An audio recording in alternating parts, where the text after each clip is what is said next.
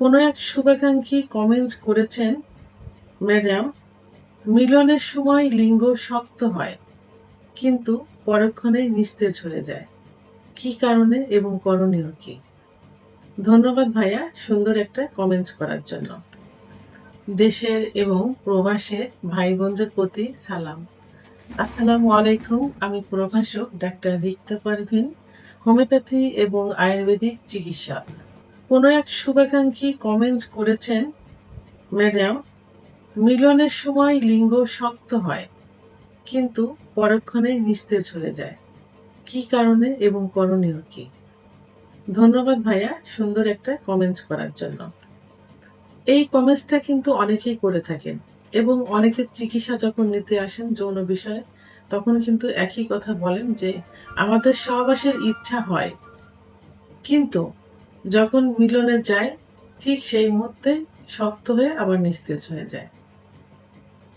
তো এখন এই বিষয়টি নিয়ে আলোচনা করব। ১ম এ আমি বলব যে কেন এটা হয়ে থাকে এবং করণীয় কি? তো আ অনেকের যে কমপ্লেইনটা থাকে যে সহবাসে যখন যাওয়া যায় তখন যখন ফোরপ্লে করা হয়, ফোরপ্লে রানিং আছে, উত্থান হচ্ছে কিন্তু ফোরপ্লে রানিং থাকা অবস্থায় নিস্তেজ হয়ে গেছে। আবার অনেকে বলে থাকে যে আ সহবাসে ইন হব অর্থাৎ ইন্টারকোর্স এ যাব, যোনি স্পর্শ মাত্রই বীর্যপাত হয়ে গেছে। আবার অনেকের কমপ্লেইন যে ভিতরে ইন করার পর ২-১ বার সঞ্চালন করার পরে বীর্যপাত ছাড়াই নিস্তেজ হয়ে গেছে। তো এখন এর প্রধান যে কারণ, সেই প্রধান কারণটা হলো মানসিক কারণ। মানসিক কারণটাই কিন্তু সবথেকে বেশি এখানে প্রাধান্য দেওয়া হয়। এটা হয় অতিরিক্ত দুশ্চিন্তার থেকে এটা হয়ে থাকে, পারফরম্যান্স অ্যাংজাইটি থেকে এটা হয়ে থাকে। অনেকের আ পারিবারিক জীবনে, সাংসারিক জীবনে অনেক দুশ্চিন্তা থাকে। ব্যবসা-বাণিজ্য, চাকরি বিভিন্ন বিষয় নিয়ে আ দুশ্চিন্তায় থাকে। সাংসারিক বিষয় নিয়ে দুশ্চিন্তায় থেকে থাকে।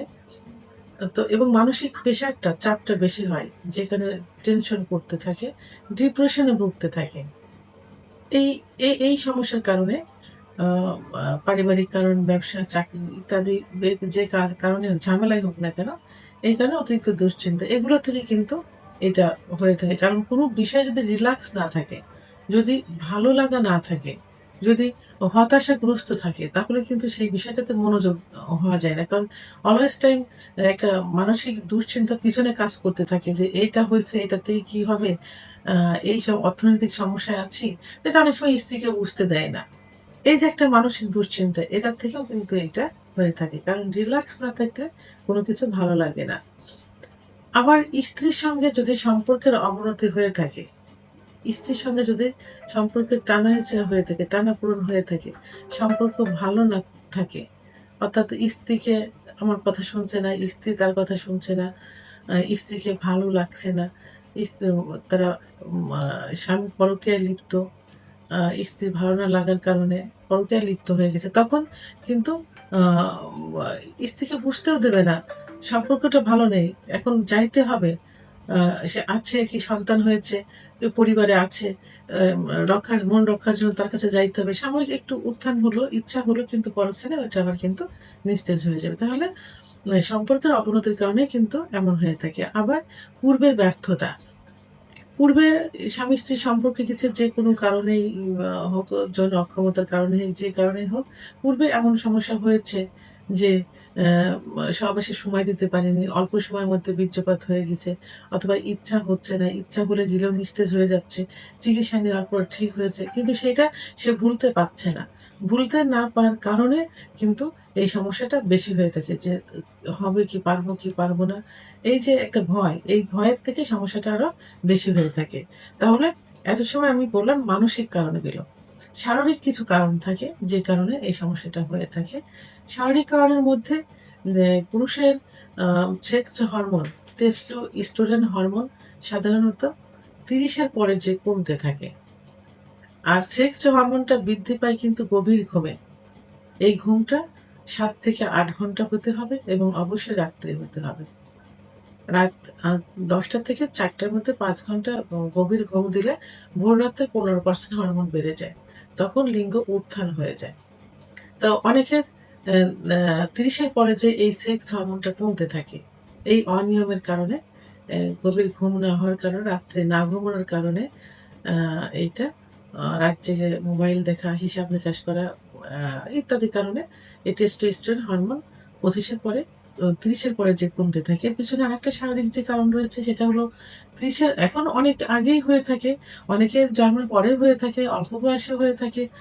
সেটা হলো ডায়াবেটিস। ডায়াবেটিস, উচ্চ রক্তচাপ, হার্টের সমস্যা, কোলেস্টেরল, শারীরিক এই সমস্যাগুলো থাকলে কিন্তু আ এই এ এই সমস্যাটা সবাসের ইচ্ছা, উত্থান, সময় এগুলো কমতে থাকে। আবার অতিরিক্ত হস্তমৈথুন, বিছানায় ঘর্ষণ, অতিরিক্ত যৌন মিলন, সমকামিতা, অতিরিক্ত স্বপ্নদোষ যখন নেশায় পরিণত হয়ে যায়, তখন কিন্তু আ আ সেক্স হরমোন, টেস্টোস্টেরন হরমোন কমতে থাকে। তখন সহবাসের ইচ্ছা, উত্থান, সময় ইত্যাদি কমে যায়। এবং ধূমপান, মদ্যপান, নেশা করা আ এবং অতিরিক্ত ওজন হয়ে যাওয়া ইত্যাদি কারণেও এই সমস্যাটা হতে পারে। এইজন্য আ ধূমপান টেস্টোস্টেরন হরমোনকে কমিয়ে দেয়। ওজন বেড়ে গেলে টেস্টোস্টেরন হরমোন কমে যায়। সহবাসের ইচ্ছা, উত্থান, সময় কমে যায়। চেনার দুর্বলতার কারণে এটা হয়ে থাকে। তো এজন্য কি করতে হবে? অবশ্যই এগুলো আ সমাধান করতে হবে। এগুলো থেকে দূরে থাকতে হবে। কিছু ওষুধের পার্শ্ব প্রতিক্রিয়া যেমন আ উচ্চ রক্তচাপ, হার্টের সমস্যা, কোলেস্টেরল, ডিপ্রেশন ইত্যাদি ওষুধের পার্শ্ব প্রতিক্রিয়া হিসেবেও কিন্তু এই নিস্তেজতা চলে আসে, অর্থাৎ সেক্স হরমোন কমে যায়। তো এই সমস্যা যদি ৩ মাসের বেশি হয়ে থাকে তাহলে অবশ্যই একজন অভিজ্ঞসম্পন্ন রেজিস্ট্রারকৃত হোমিওপ্যাথি আয়ুর্বেদিক ডাক্তারের শরণাপন্ন হতে হবে। ডাক্তার কিছু পরীক্ষা-নিরীক্ষা দিবেন। পরীক্ষার মাধ্যমে এবং নিজের মুখের কিছু কথা শুনে, রোগীর মুখের কিছু কথা শুনে লক্ষণ বুঝে এই যে কারণে হয়েছে এই কারণগুলো বন্ধ করার আ পরামর্শ দিবেন। সেই পরামর্শ অনুযায়ী এবং কিছু প্যাথোলজিক্যাল রিপোর্ট অনুযায়ী কিছু চিকিৎসা দিবেন। এই চিকিৎসাগুলো নিতে হবে এবং নির্দিষ্ট একটা সময় দিবেন। এই সময়ের মধ্যে এই চিকিৎসাটা আ ও দিবেন যে ১ মাস, ২ মাস কি ৩ মাস এটার ডোজটা কমপ্লিট করতে হবে। অনেকে এই ডোজটা কমপ্লিট করে না। তো এই ডোজ কমপ্লিট করতে হবে এবং ডাক্তার যে কিছু নিয়মকানুন দিবেন যেমন হস্তমৈথুন, বিছানায় ঘর্ষণ, স্বপ্নদোষ এইগুলো বন্ধ করতে হবে। ধূমপান, মদ্যপান এগুলো বন্ধ করতে হবে। ওজন নিয়ন্ত্রণ রাখতে হবে এবং নিয়মিত এক্সারসাইজ করতে হবে, অর্থাৎ ব্যায়াম করতে হবে। এবং প্রতিদিন ৩০ থেকে ৪৫ মিনিট সকালে এবং সন্ধ্যায় হাঁটতে হবে। আর ডায়াবেটিস, উচ্চ রক্তচাপ, হার্টের সমস্যা এগুলো নিয়ন্ত্রণ রাখতে হবে। হার্টের রোগীদের ডাক্তারের চিকিৎসাধীন থাকতে হবে। এগুলো মেইনটেইন করলে এবং সঠিক ডাক্তারের চিকিৎসা নিলে অবশ্যই এটা থেকে বেরিয়ে আসা সম্ভব হবে। ভিডিওটি সম্পর্কে যদি কোনো মতামত থেকে থাকে অবশ্যই কমেন্টসের মাধ্যমে জানাবেন। আর ভিডিওটি ভালো লাগলে লাইক, কমেন্ট, সাবস্ক্রাইব করে আমার সঙ্গে থাকুন। আল্লাহ হাফেজ।